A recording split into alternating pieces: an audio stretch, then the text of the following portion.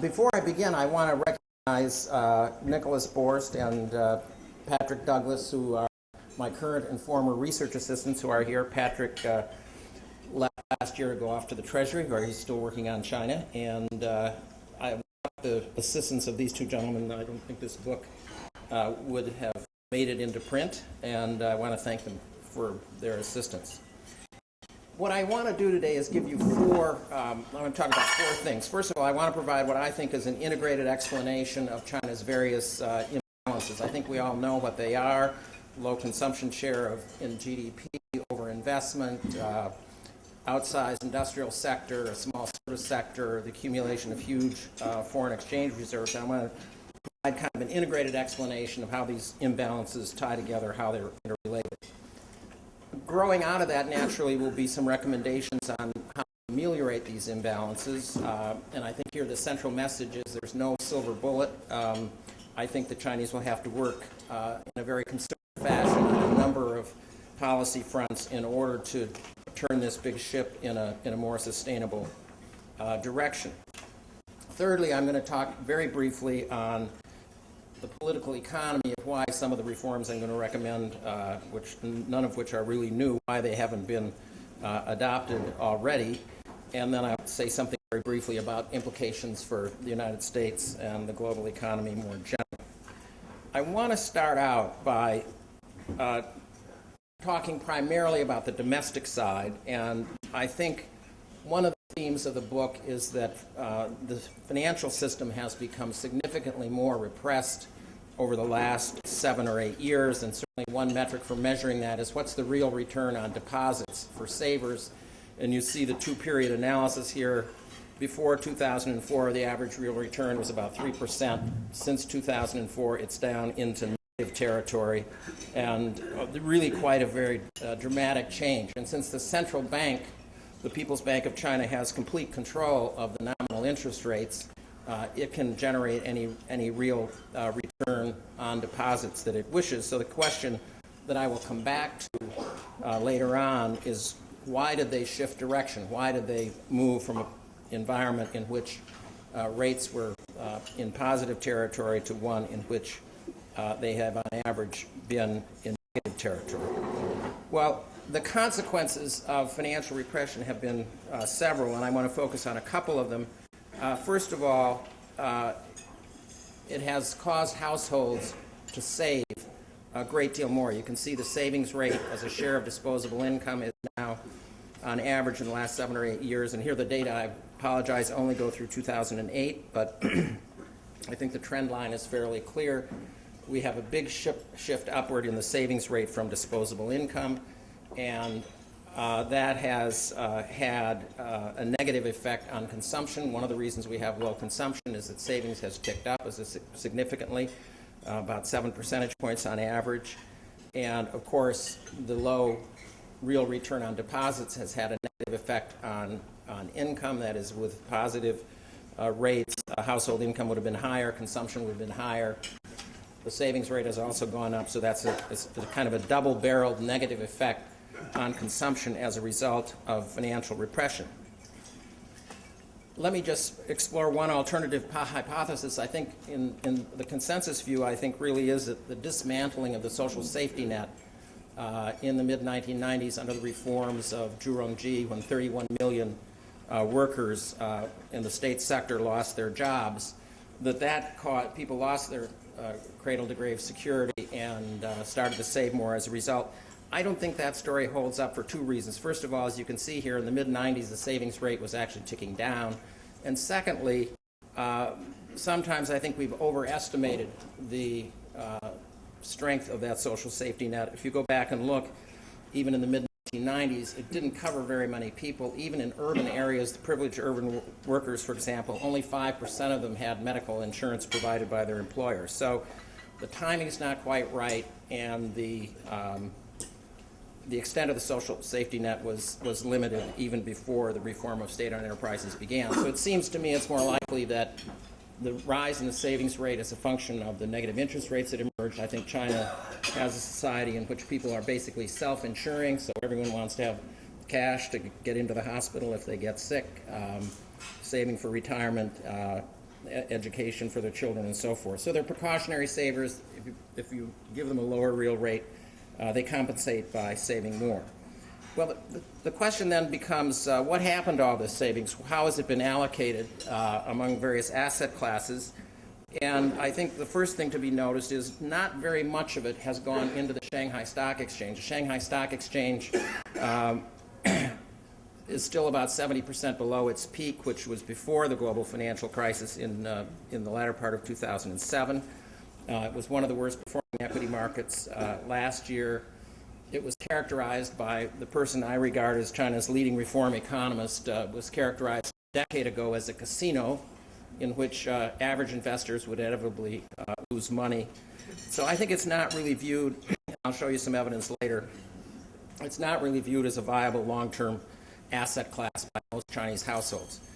Of course, it's difficult to get your money abroad, given the capital controls. Obviously, some people finagle the system and get their money offshore, but it's not generally an option for most Chinese savers. So what has happened is that money has poured into residential housing investment. And here you can see the steady upward pace. In the period when interest rates were positive, investment in residential property averaged a little over 3% of GDP. More recent years, it's averaged about 7%, and it is still going up. Now, a lot of people attribute this to urbanization. I don't think that's really accurate. If you look at the numbers closely, the increment of the urban population up until 2003 averaged about 25 million a year, and in the more recent period, it's averaged about 19 million a year. So the urban population growth story isn't very persuasive in explaining this. Rather, what we see is, particularly in the last 5 or 6 years, very large share of property sales are going to people that already own one or more residences, and one of the things the government has tried to do to tamp down housing investment is make it more difficult to buy multiple properties, putting up higher down payment requirements and so forth, which is sensible, but they haven't really addressed the underlying problem, I believe, which is negative return on bank deposits. So when we talk about overinvestment in China, and you can see here we're averaging the average rate of investment has gone up substantially since financial repression began. A large chunk of the increase is due to the increase in residential property investment, and of course a large chunk of it is due to the lower interest rates that have prevailed that has made investment more likely for firms. Now, I want to give a number of reasons why I think this upward line is not going to continue indefinitely, and I have 4 reasons to suggest. First of all, China's already an outlier compared to most other countries. They're investing 50% more than the United States did at the peak in 2005. They're investing almost twice as much as India at its peak, which was 2008. And they're investing more than 2 times as much as Taiwan at its peak in 1980, which is when it was rapidly urbanizing and had very high economic growth. So China looks like an outlier in terms of the share of resources going into residential property investment. The second reason I'm skeptical that this growth path can continue is that sooner or later households are going to want to have more diverse holdings of financial wealth. You can see here that the share that is comprised of property has roughly doubled over the last little more than a decade. The share in bank deposits has gone down, but you see very small shares of equity, bonds, insurance, and other kinds of assets. And as markets develop, as the stock market governance improves, as capital account convertibility becomes freer, households are going to want to diversify and will have more opportunities to diversify into alternative assets. I can't imagine that 10 years from now that we're going to see another doubling in the share of wealth that is held in the form of real property. Now, the third reason is that household debt has increased very substantially, particularly in the housing boom that occurred in 2009 and 2010. It's not all mortgages, but mortgages are the biggest part. Household debt in China is already 50% larger than the average for countries at comparable levels of economic development. And so the third reason is households eventually might be unwilling to increase their indebtedness at the pace we've seen over the last few years. And finally, this may be naive, but maybe the banks will decide they have enough exposure to property. The share of their loan portfolios going to property has roughly doubled over the last 5 or 6 years, and maybe they will be less willing to lend to property. So I think any of these reasons could slow down the property growth. In combination, they might have a very substantial effect on investment in residential property.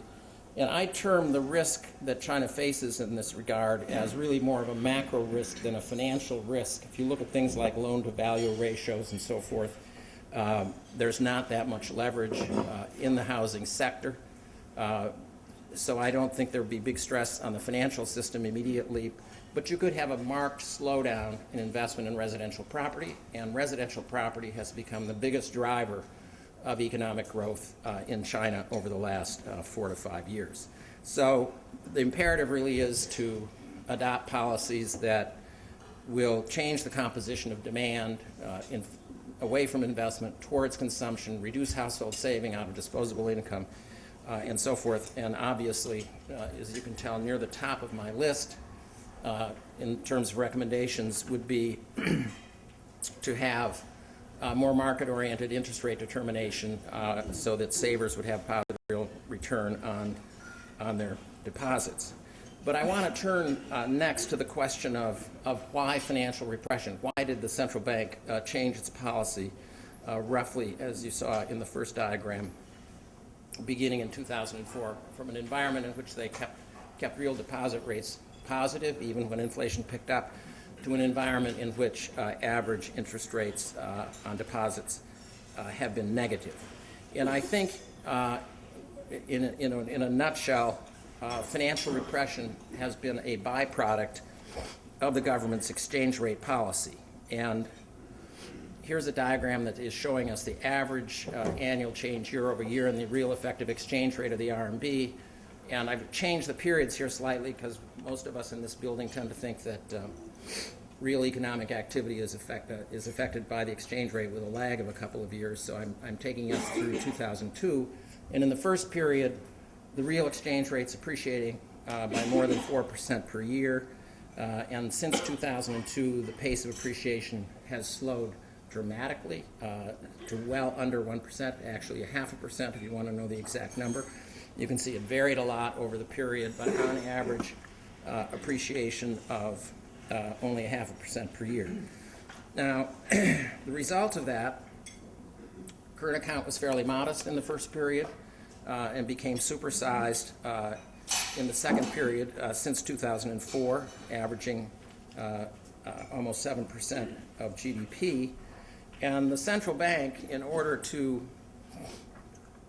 keep the exchange rate from appreciating in the face of these very large surpluses, obviously had to intervene massively in the foreign exchange market. And as you can see, in the first period, we're about 3.5% of GDP in terms of annual interventions.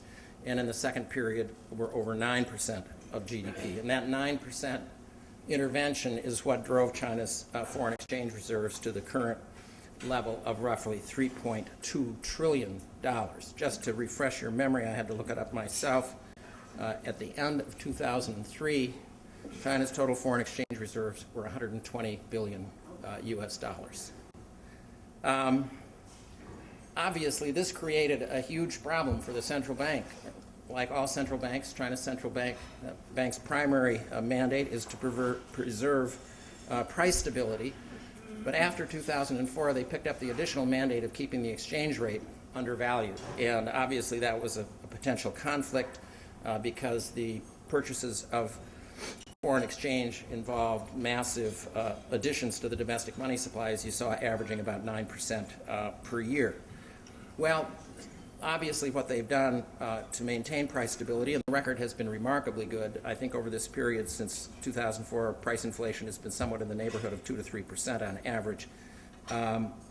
So they've had a massive sterilization program. There were basically no central bank bills issued until around 2003. And as you can see, this is a main method of reducing the money supply that resulted from their foreign exchange operations. You had massive issuance of bills averaging, since 2004, bills outstanding have averaged about 10% of GDP. Even more startling is that the required reserve ratio, that is the share of deposit that banks have to park at the central bank so they can't be lent out, was around 7% or so. Actually, for quite a few years, it was 6%, all 2000 through 2003.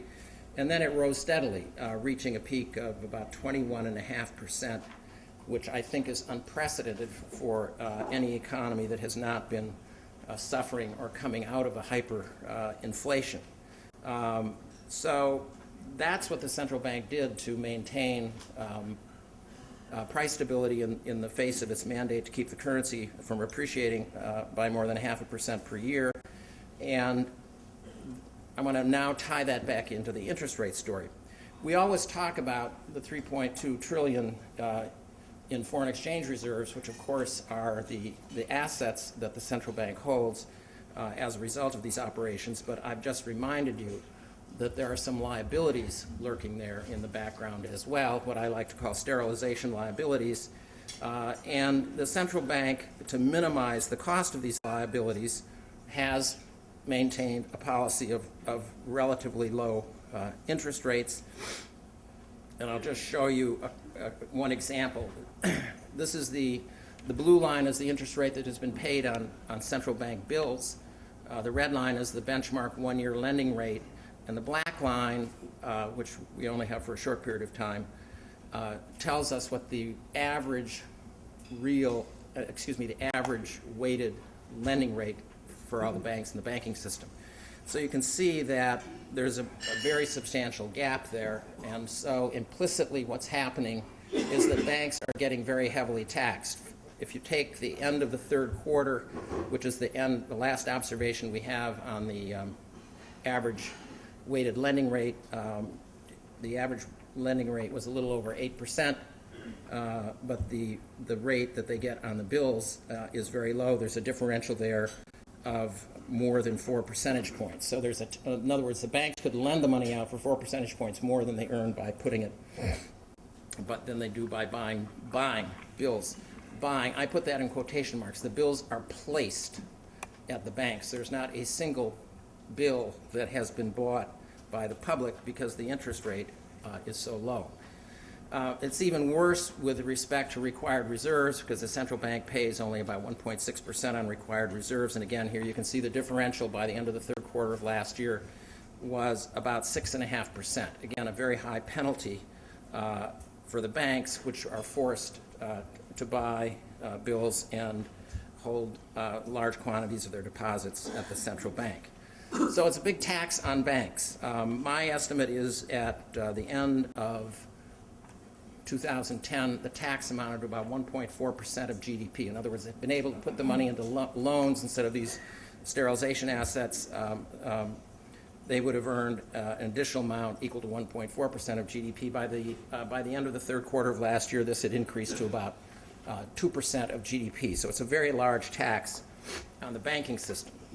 But the central bank says basically, not to worry, we're going to give you a very cheap cost of funds, which they have done by holding down the deposit rates. Remember, the deposit benchmark rates that are set by the central bank are ceilings, so banks cannot pay more than the ceiling. So essentially, the whole cost of the sterilization operation has been transferred to the household sector through the central bank's interest rate policy.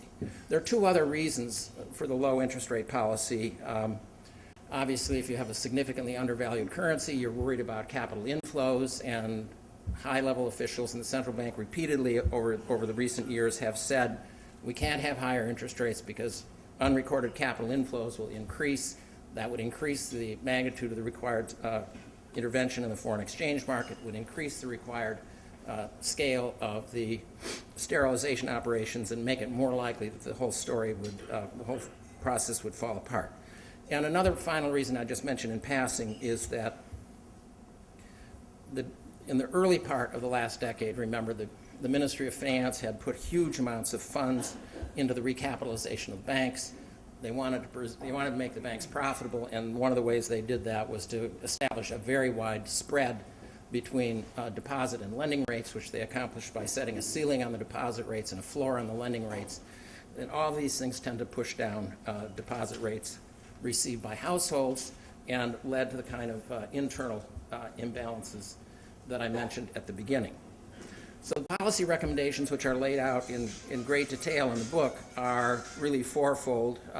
First, market-oriented interest rate reform. This is a process that was underway in China in the latter part of the 90s and the early part. In fact, the last major step of interest rate liberalization occurred in 2004. Since that time, very little has happened.